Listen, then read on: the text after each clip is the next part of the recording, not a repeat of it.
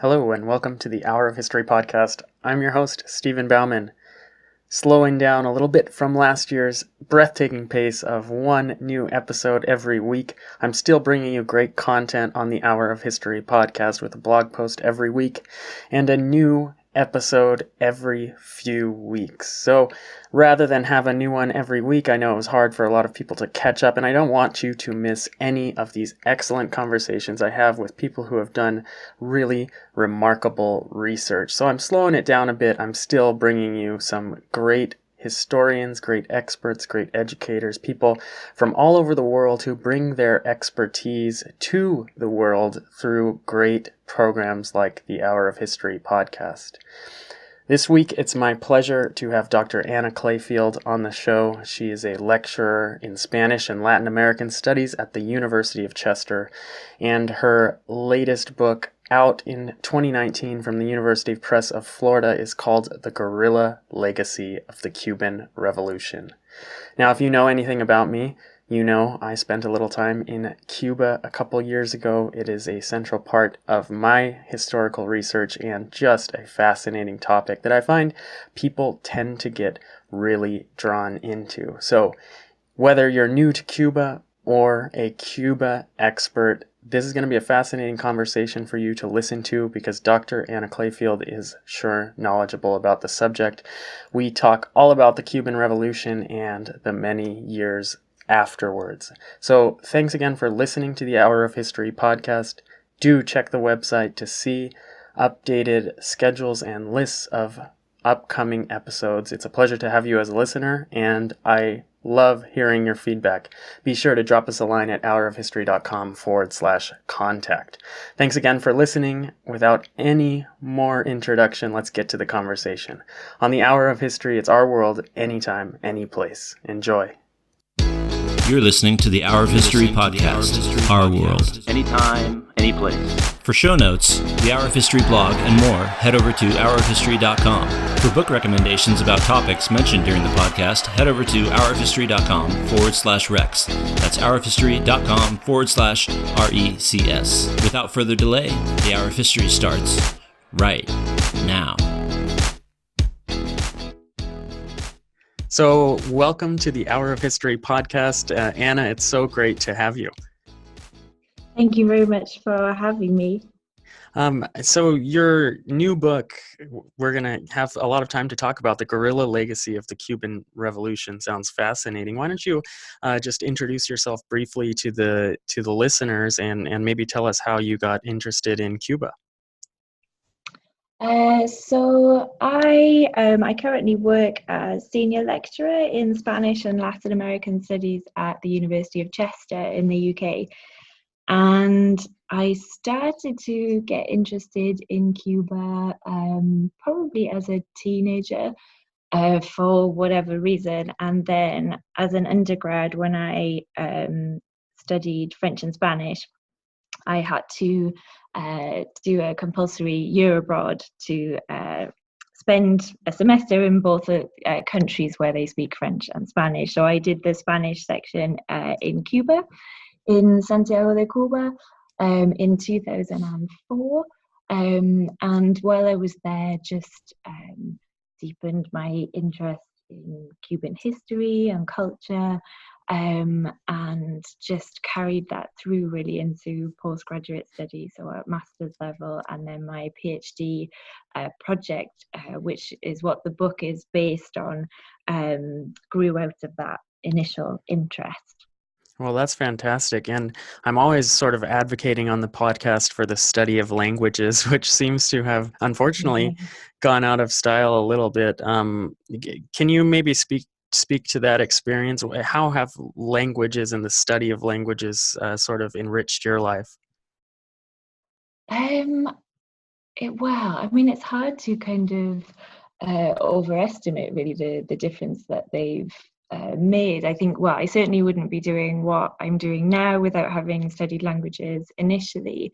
But I think, in particular, the study abroad component is just life-changing for me in terms of opening my eyes to different cultures, So I initially, before Cuba, I spent a semester in Quebec in Canada for the French component of my degree, and sort of discovered a culture there that I hadn't known anything about before, and which I still try and sort of shoehorn into my academic study now.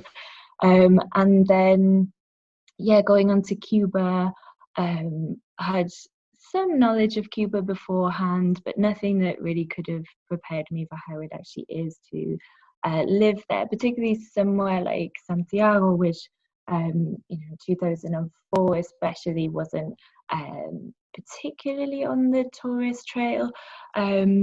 So just gaining new insight and meeting different people, and obviously for me in particular, having gone into a languages-based academic career, it's really shaped everything that's come afterwards, as I said. And it's something I try and really instill in my students now. So my students who study languages, they all have to spend a year abroad, and it's really heartening to see how much they get out of it and how much they've changed in a really positive way when they come back for their final year after taking that year abroad. Yeah, I think it's just so important, and I always recommend it to my students as well. And it's something, there is hesitation a lot of the time because you're going to a totally different place, and you miss that fear of missing out of what's happening back home. But maybe we can start in Santiago because it is so important to the Cuban story, and it's an interesting, fascinating city. Can you tell us a little bit about it? Yeah, so I haven't been back to Santiago since 2004. So I've been back to Cuba a few times, but mostly in Havana. So I've never actually made it back to the other side of the island. But it's known as sort of the cradle of the Cuban Revolution. So it's where the independence movement started in the 1800s.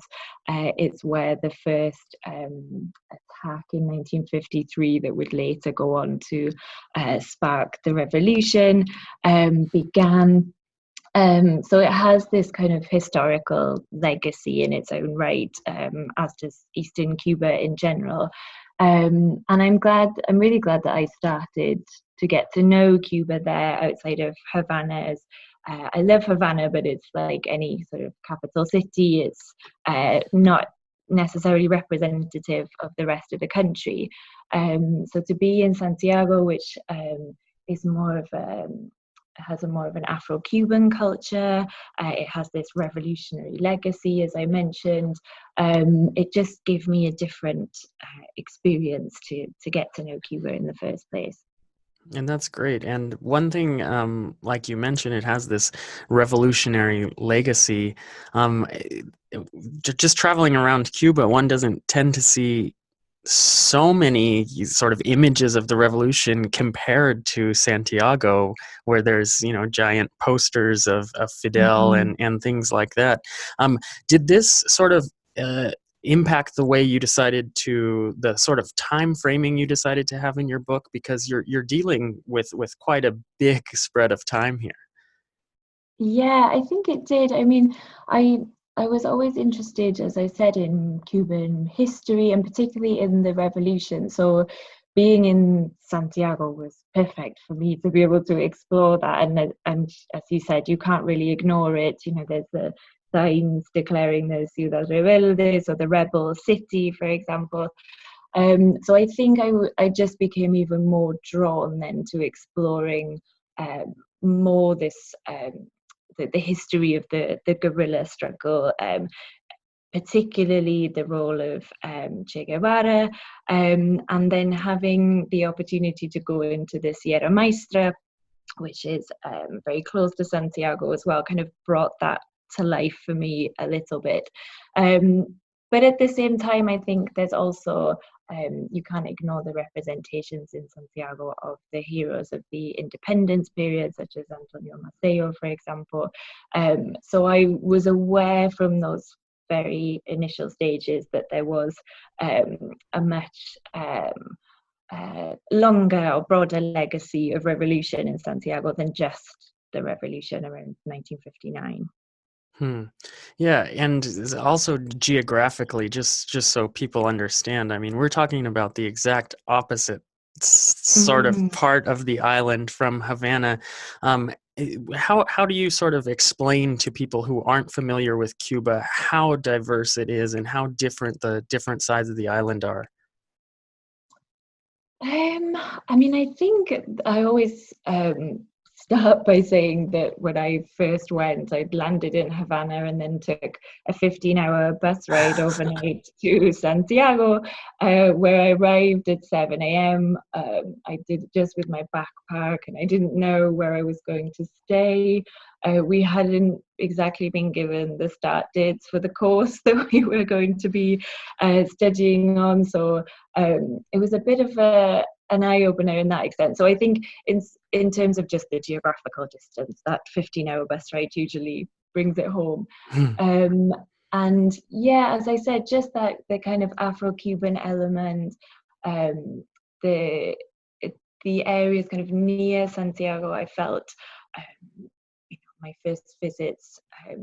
That eastern coast up towards Baracoa, for example, is that you get that really sort of tropical feel in a way that you wouldn't get, I think, if you just went to Havana. Hmm.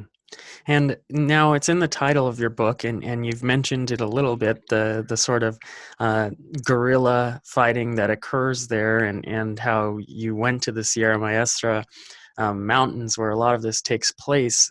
This is central to your story, so maybe you could explain what is this guerrilla warfare? As in the 1950s. Right.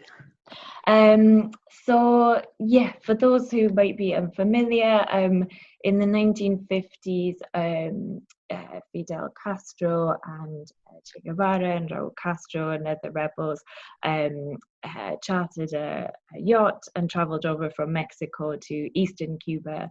So again, the importance of that region to the revolution, where they landed on the shores there and despite being ambushed, initially made their way into the mountains of the Sierra Maestra, where they would gradually, over the next just under 2 years, fomented guerrilla struggle. So they started with just a handful of men, and gradually over time they were able to recruit peasants in the area, campesinos, with the assistance of some urban underground movements in Santiago.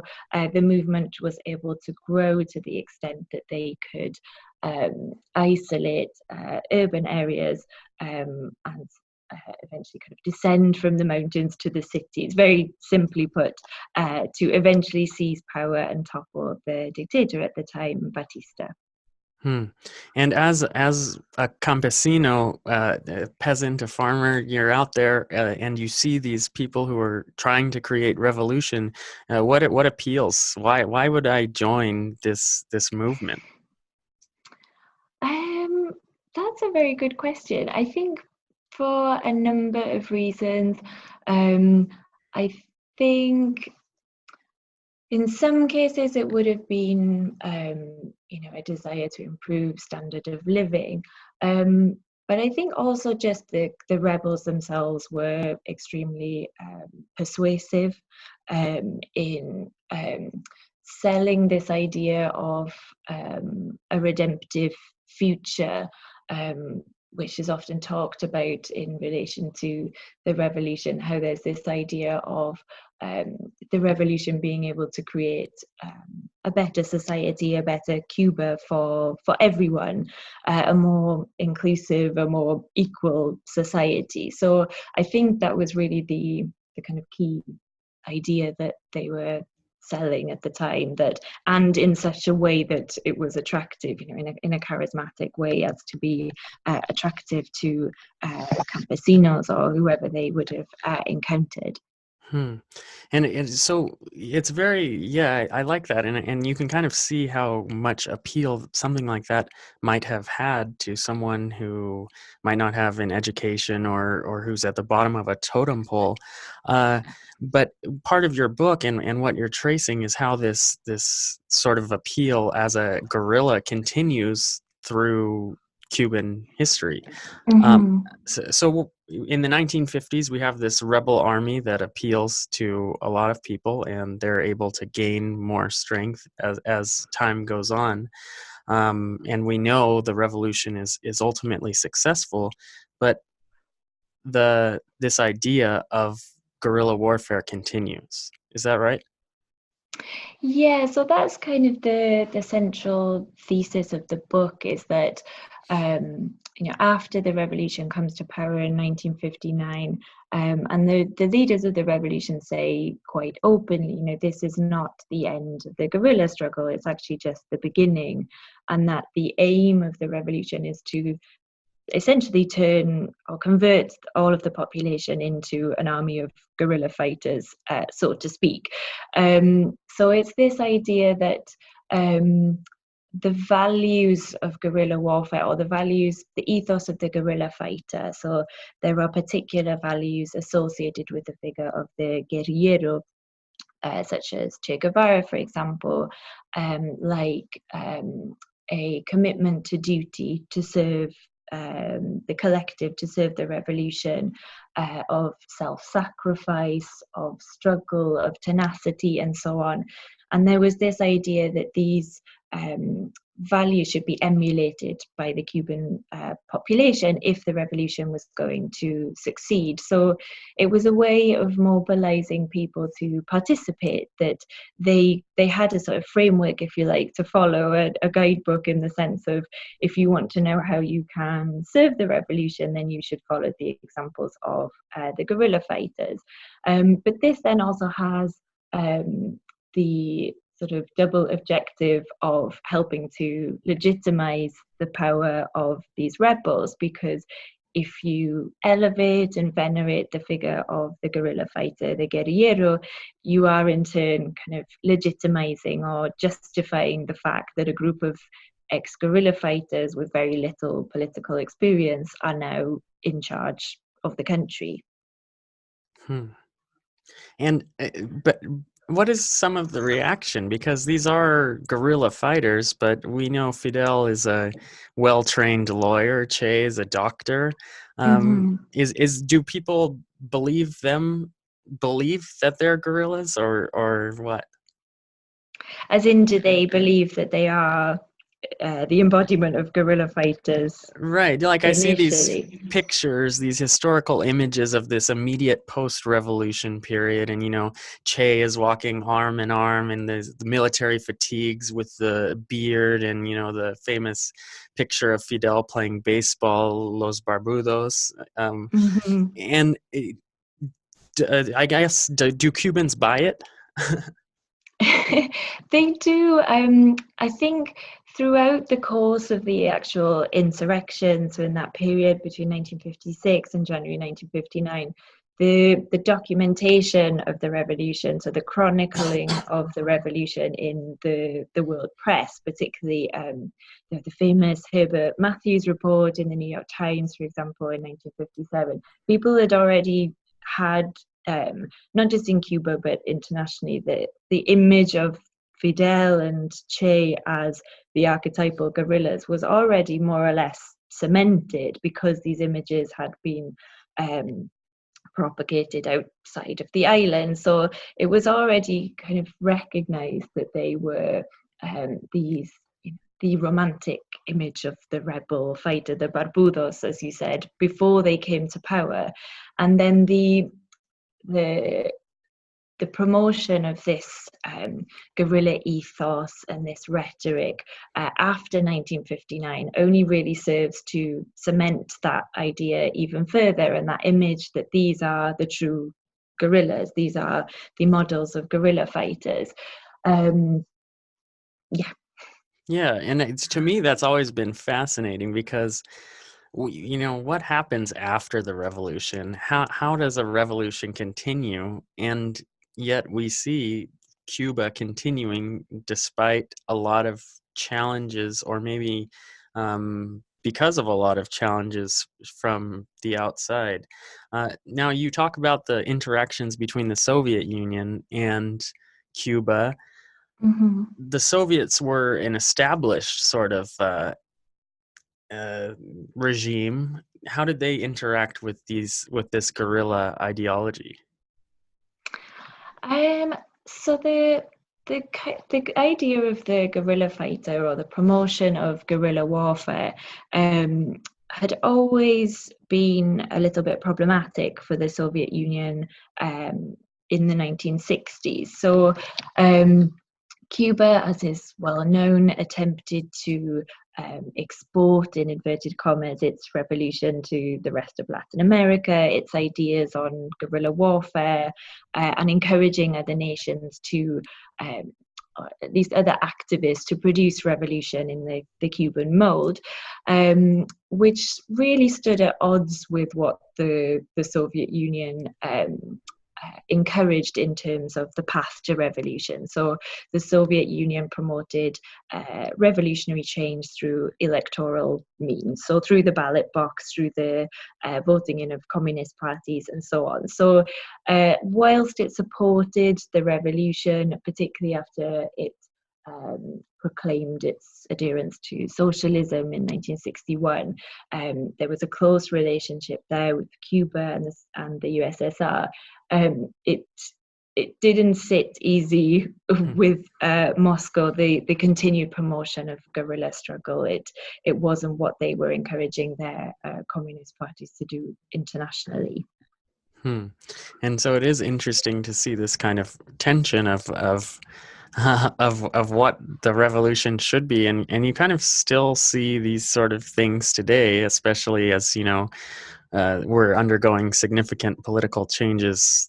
It seems everywhere, people kind of disagreeing on the pace, or if you should use voting or not. Meanwhile, what's the situation in Cuba? How do they get through this initial period with these challenges from the United States, with the Soviets who have some different perspectives, and then somehow Fidel still at the top? Does the guerrilla movement survive? I think it does, and it's partly what I argue in the book, is that there are many reasons and various complex factors as to why the revolution has survived, why Fidel in particular was able to remain in power. But I do think that discourse, and in particular this guerrilla ethos that I mentioned, this promotion of a guerrilla ethos, which I refer to in the book as guerrillerismo, did play a large part in that, because it, in a way, it allowed the revolution to always sort of anchor itself in its past, and specifically in its guerrilla past, throughout the various different stages of the revolution, the various crises that it endured, the disagreements with other nations, and so on. I think it was always a way to kind of remind Cuban citizens throughout these different points of how and why the revolution came to power, and reminding them that they had a duty to honor the legacy of these guerrilla fighters, and at the same time, as I mentioned earlier, to continue to justify the ongoing hold on power of these guerrilla fighters themselves. That veneration reminded people of why those at the top were allowed to be there, because according to their narrative, which was rather black and white, they had single-handedly achieved Cuban independence finally in 1959. They had brought the revolution to power, so they had every right to remain there despite any internal or external difficulties that the revolution might be facing at any given point. And it is interesting when you start to face difficulties, the narrative of sort of success. Well, I guess it wasn't necessarily a narrative of success, but this narrative of the revolution is continuing and fighting for something. Does it become more challenging as more obstacles are thrown in the way? When things don't go well after the guerrillas being in power for so long, how does one still defend this guerrilla ethos? I think it's never really gone away. It's this guerrilla ethos has, again, I argue in the book that it's always there in the background, but it tends to wax and wane in terms of its visibility or its outward promotion at different times. And I think there's certainly been different points where it's been tested. For example, in the 1990s in Cuba, when the revolution is essentially at its lowest point, it experiences the so-called special period, which is the economic crisis that occurs after the fall of the Soviet Union, where the Cuban economy basically goes into free fall almost overnight. And then I think the revolution itself and the leadership faced one of the toughest challenges to its legitimacy. The revolution looked to be on its knees.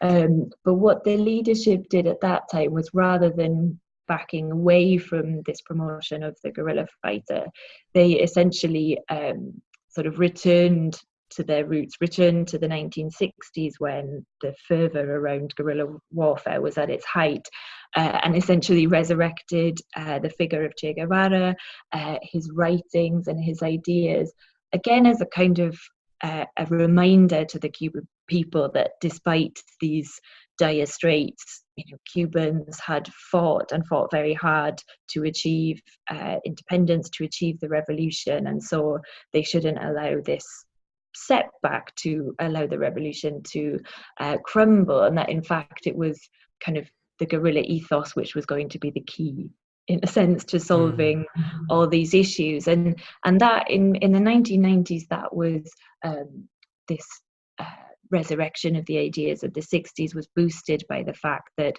in 1997 Che Guevara's remains were returned from Bolivia to Cuba, and you have a full state funeral with military honors and so on, which is an opportunity to kind of stoke the fires of Cuban patriotism and to celebrate the guerrilla struggle all over again.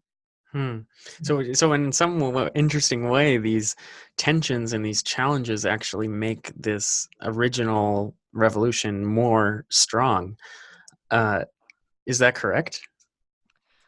I think so, yeah. I think it's been a way, as I mentioned, of reminding the Cubans of their revolutionary past, and specifically this guerrilla past, this idea that essentially what the guerrilla ethos is, or a large part of it, is that you can, it's possible to overcome what might seem to be insurmountable odds, that whilst it might not, that you can achieve the impossible, essentially, even if you are just a tiny island, even if you have very few resources. That is the whole underpinning idea of guerrilla warfare, that you are the underdog that has the possibility or the capability of achieving the impossible, this David versus Goliath scenario. And it's sort of a desirable way to role to be in, because everyone loves a good underdog story, and especially one that wins. Now, when you went to Cuba, Fidel Castro was still alive, but it was at the beginning of a changes that start as, obviously a revolution that happens in the 50s. People get older as the decades go along.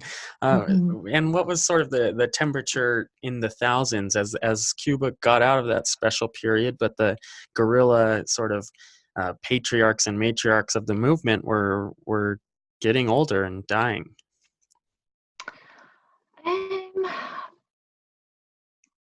That's an interesting question. I think, I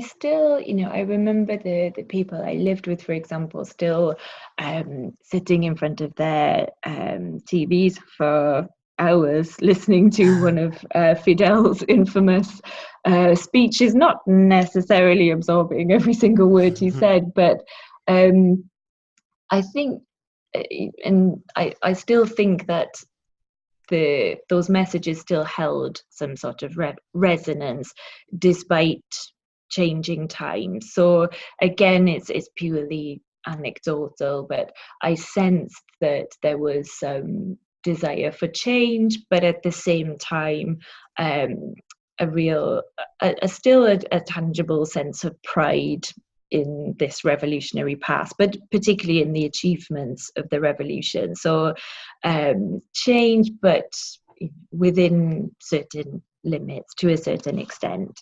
And we still saw the continuation of the sort of fatigues, the army fatigues, but the beard started to disappear a little bit, and then we go into a new period with Raúl Castro.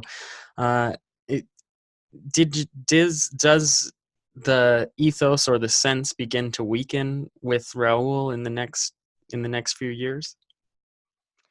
I found that it didn't.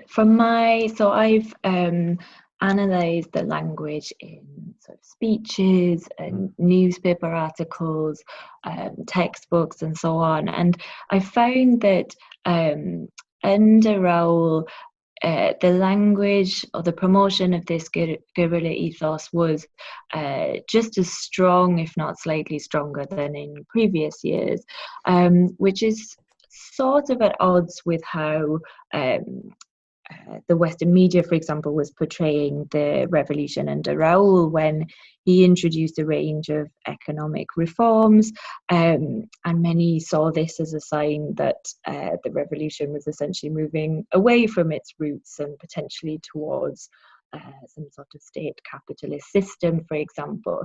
But actually, the language of the revolution was doing what it always had done, which was to try and continually root the revolutionary project in its past, and specifically in the guerrilla past.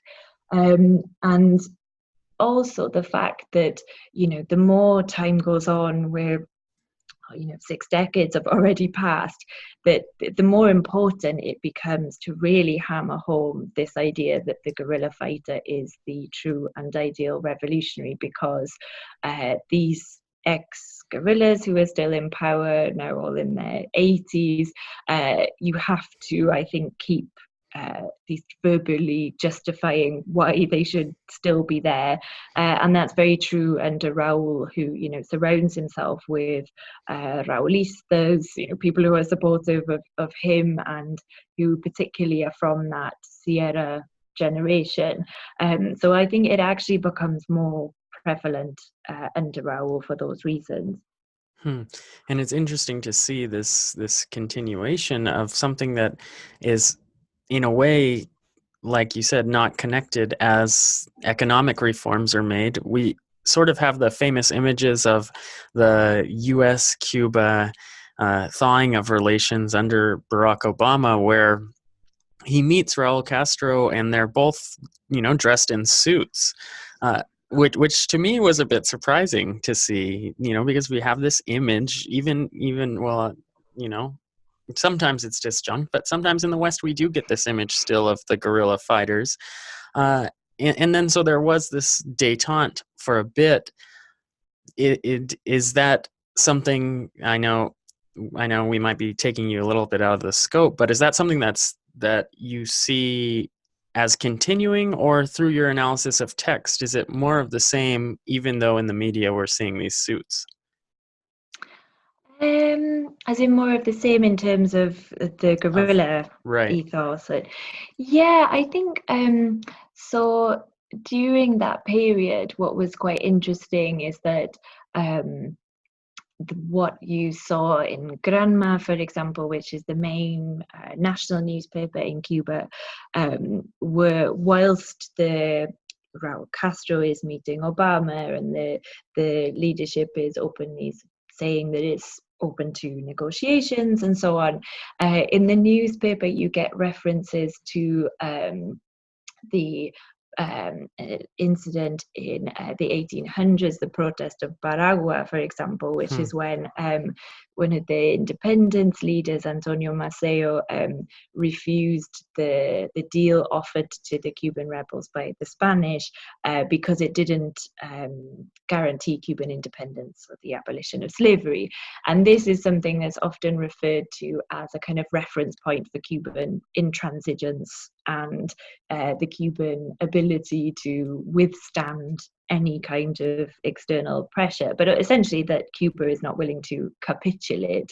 So whilst on the surface you seem to have this not quite a change of heart, but maybe a sort of a change in approach or way that it deals with the United States. At the same time, the official discourse is saying something quite different. And also, Obama gave a speech in which he said that that the past should be forgotten in terms of US-Cuban relations, and that they needed to move forward. And this was quite quickly rebuffed in the Cuban media by saying it's impossible for us to ignore our past. This is who we are, and this is part of Cuban identity. And Fidel, at the time, in his reflections that he was writing in Granma, said exactly the same thing. To ask us not to forget our history is to really not know the Cuban people. So yeah, you get the superficial kind of image of what's happening, and then if you have a look at the language, it's pretty much business as usual. Yeah, it's hard. It's hard to describe this sort of idea of history that's in Cuba. One of the things I remember is this wall that was painted in Havana that said, "Have faith in your history." This is such a different idea from how we view history in the United States, at least, or how we're supposed to teach it. Is it almost like a religion? I think it is. I think it's part of this idea of Cubanía, sort of Cubanness, which really is what I think underpins the Cuban Revolution in terms of ideology. And it's a key part of Cubanness, this recognition of your history, this duty to honor the historical legacy of those that came before you, that fought for your rights and freedom and so on. So yeah, I think in that sense it is something to be honored and respected, and just the language that's used around historical events or historical figures, things in terms of serving the revolution, it's often referred to as a sacred duty, and that's all tied up in the history of it, in the history of the revolution. So yeah, there are definitely religious undertones or overtones, you might say. And one of those famous phrases that is often used in the Cuban, I guess, explanation of the revolution is this, and current understanding of the revolution is "Hasta la victoria siempre." How would you translate something like that, knowing what you do from studying the Guerrilla Legacy? I think that's an interesting one, because I did kind of and over how to translate that in my book, and the one I decided on in the end was "ever onwards to victory," which I think does tie in with this idea of this redemptive future, of looking to the future, and of keeping going despite all of these apparently insurmountable obstacles and odds that are thrown at you, that you keep marching forward. So it's interesting that there's that that often a kind of blurring of the past and the future. So using this historical idea, it's Che Guevara's slogan, but with a view to the future, of using that history to forge this redemptive future. Yeah, and it's always a kind of questionable one. Well, what does that mean? Because it's often printed, right, with Che Guevara items, and it is a kind of interesting turn of phrase. Now, this is outside of the scope of your book and something historians are often uncomfortable to do. But since we're talking about the future anyway, uh, what do you see now for the future of Cuba when they have, greater connectivity on the island? Certainly, it's still fragmented among those who can kind of afford the internet in greater use than those who can't. So that's kind of an issue. They also are under new leadership. What do you see? Does this legacy of the revolution, is it strong enough to survive into the next decade? I think, well, I'll give the answer that everyone always gives, is that it's very hard to say. But it's something I touch upon towards the end of my book, and actually while writing the book, so I submitted my PhD thesis in 2013, and then between then and publishing it last year, obviously Fidel Castro passed away, plus you had the handover of power. So my perspective was always changing, and my predictions, in a sense, were always changing. I think for the moment, from what I can see, nothing much has changed despite this handover of power and obviously the end of the period of Castro rule. For the first time, you have a leader in Diaz-Canel who is not of that Sierra generation, who doesn't wear the military fatigues. So he's very different in terms of his past and also his just aesthetically. So I think he does represent change in that sense, but from what I've been looking at in terms of his language, around the time of his inauguration, there was the National Assembly was promoting the social media hashtag Somos Continuidad, so we are continuity. So there is been a definite drive to push this idea that nothing is changing. Yes, we've had a change of leadership, but for the moment, everything will essentially stay the same. And I think not just in terms of language, but in terms of practice, Diaz-Canel is essentially still under the auspices of Raúl, who's still secretary of the Communist Party. I think even if he wanted to, he doesn't necessarily have much room to enact change. So for the moment, I think while these ex-guerrilla fighters are still on the scene, whether they be in the background or not, I think we're not going to see any drastic changes. And in terms of the guerrilla element, it was quite interesting that Diaz-Canel himself said that the revolution continues to be olive green. So there was he wasn't just saying that it was going to continue, he was also making quite an explicit nod to the fact that this guerrilla generation was still there, that we still owe, or the Cubans still owe a debt to the guerrilla generation, and that is what characterizes the revolution. So for now, I don't see much changing. What will happen over the next few years, I think, is anyone's guess. I think with Cuba, as with anywhere, I suppose, but it's so difficult to predict what's going to happen next. And how about predicting for yourself? Are you still thumbing through Grandma when you get a chance? Reading, keeping up with the Cuban presses? Now they're more online, and there are, like you said, a presence on Twitter. What's in store for you? So yeah, I'm trying to carry on with the Cuba research. So this year I'm working on a new edited collection with two colleagues in Canada and the UK on Cuba's natural disaster management track record, essentially, and also its approach to climate change. So a slightly different direction from what I've been working on before, but I'm still trying to engage as much as possible with Cuban research, and also to go back to the studying abroad, I'm also working on a project that links Cuba with Quebec. So I still try and kind of keep the French element going where I can.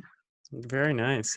It's interesting, the French connection and well, first I mean there's a lot there, but I want to talk just a little bit. Maybe if you could give us maybe some foreshadowing about this climate change. I've long said that at some point the world is going to turn around and look at Cuba and like try to get advice, because there are a lot of things in Cuba's very different path from the revolution that have sort of come out of necessity and of the just different culture. Uh, do you see that as a trend? Do you think the world is going to learn a little bit more from Cuba in the coming years? I'd like to think so. I think there are definitely certain areas and ideas that we could learn from. It's been talked a lot.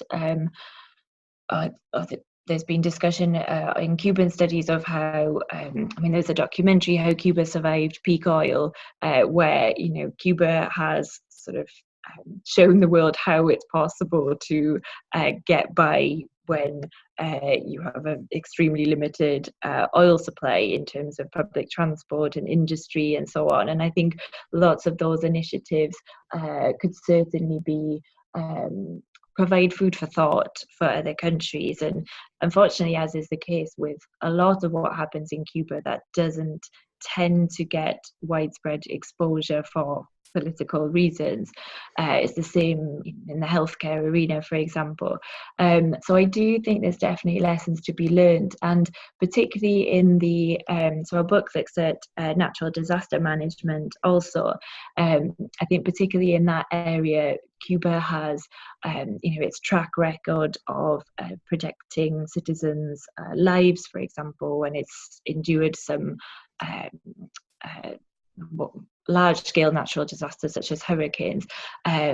There's certainly things to be learned for in the way that approach is sort of embedded into the national consciousness, into the defense strategy and so on, so that the nation is prepared for whatever nature might throw at it. I think it would be remiss of other countries not to take some of those ideas on board. Yeah, that is really cool, and it, especially in the last few years, we've seen this thrown into relief with Puerto Rico facing constant hurricanes and earthquakes, and the difference in reaction between what is part of the United States and independent Cuba. It's a fascinating potential for a case study there. That's great. As we draw close towards the end of the hour here, it's time for our suggestions. This is your chance to suggest anything you'd like to the listeners to the Hour of History podcast, and they're all over the world. We have listeners who will be listening to this episode from Australia, from India, from China, from Algeria, from Namibia, all over the world, certainly Latin America too, with the topic being Cuba. What would you like to suggest for them? I think, well, I guess first and foremost, visit Cuba. I don't work for the Cuban Tourist Board, but I think, as with anywhere, it's important, or if you are interested in it, to go and see for yourself, especially given that much of what we read, again, in Western media is often skewed by political reasons. What happens in Cuba often gets misrepresented. So I think, if you can't visit, to read widely, and as with anything, to be kind of critical, have a critical eye in terms of what you're reading. And yeah, as we talked about the benefits of study abroad, if there are any students listening, I can't stress enough how much of a positive impact that can have on your life in so many different ways. Yeah, that's great. And a lot of people think study abroad might not be accessible for say financial reasons, there are most universities have some sort of financial program. I know high schools even have some financial programs. In some cases, there are also independent grants and independent programs. There's government programs and lecturers and teachers and mentors and coaches certainly can help point you in those directions. So just ask. It's worth a try, and I think that's a great suggestion. Yeah, I'm going to press you a little bit on this read widely suggestion. Is there a particular book? This could be anything: poetry, literature, history, maybe on the island of Cuba, or maybe not, that particularly inspired you? Oh gosh, where to start?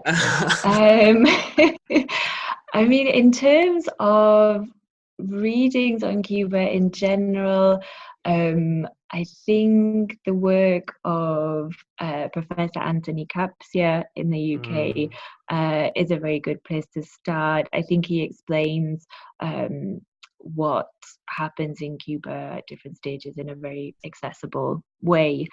So that would be a recommendation just in terms of learning more about Cuba. And I read so much, listen to so much. It's hard to pinpoint just to one thing.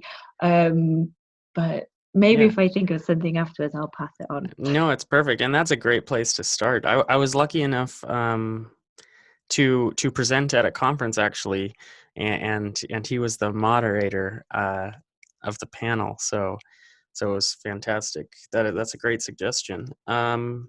And so for my suggestion, I'm going to suggest the music of Silvio Rodriguez. This will be familiar to anyone who's studied Cuba, but I was going through and listening and seeing where he used the word guerrilla. And there's a song, Te doy una canción, where he says, like a guerrilla, like a word, like a book. So just kind of interesting references, and you can see it deeply embedded in the culture. Not to mention he's a great artist.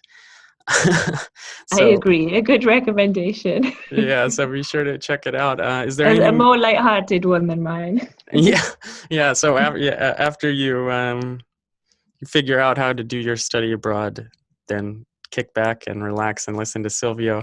Is there anything you'd like to add, Anna, before we sign off here? I don't think so. Just, thank you very much for having me on the podcast. It's a really great podcast. I've been listening to some of the episodes, and hopefully there'll be lots more. Yeah, thank you so much. And thank you for writing your book. It's a fascinating book, The Guerrilla Legacy of the Cuban Revolution. And it's out now, so you can go check it out. Make sure you request at your libraries that they purchase a copy so other people can read it too. Thanks for joining us on Hour of History. It's our world, anytime, any place. So long. Thanks again for listening. Make sure to check out hourofhistory.com/Rex for all the recommendations mentioned during the show. That's hourofhistory.com/RECS. And if you still haven't gotten your fill of the Hour of History, be sure to head over to our blog at hourofhistory.com/blog, where you'll find topics that were covered in the podcast as well as others. And that concludes this week's episode. We thank you again for listening, and we hope to have you back here next week at the Hour of History podcast.